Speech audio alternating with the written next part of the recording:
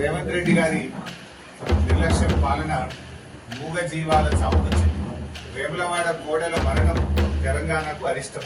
వారం రోజుల సమయంలో వేములవాడ దేవస్థానంలో భక్తులు సమర్పించిన కోడెలు మరణించడం ఇది చాలా దురదృష్టకరం.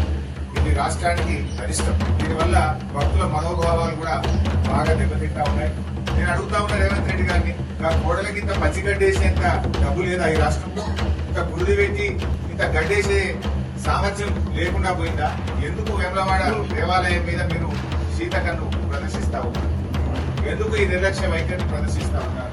పతాక శీర్షికన పత్రికల్లో వార్తలు వస్తున్నా, మీడియాలో వస్తున్నా, ఎందుకు ఈ ప్రభుత్వం స్పందించడం లేదు?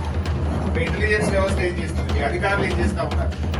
మీ కలెక్టర్ ఏం చేస్తా ఉన్నారు? మీ యొక్క పశుసంవర్ధక శాఖ ఏం చేస్తా ఉంది? దేవాదాయ శాఖ ఏం చేస్తా ఉంది? అందరు నిద్రపోతున్నారా అని నేను అడుగుతా ఉన్నాను. వేములవాడ రాజన్న అంటే దక్షిణ కాశీగా పేరుగాంచినటువంటి పుణ్యక్షేత్రం వేములవాడ రాజరాజేశ్వర స్వామి దేవస్థానం. భక్తులు ఎంతో భక్తితో ఆ కోడలను స్వామివారికి సమర్పిస్తూ ఉంటారు.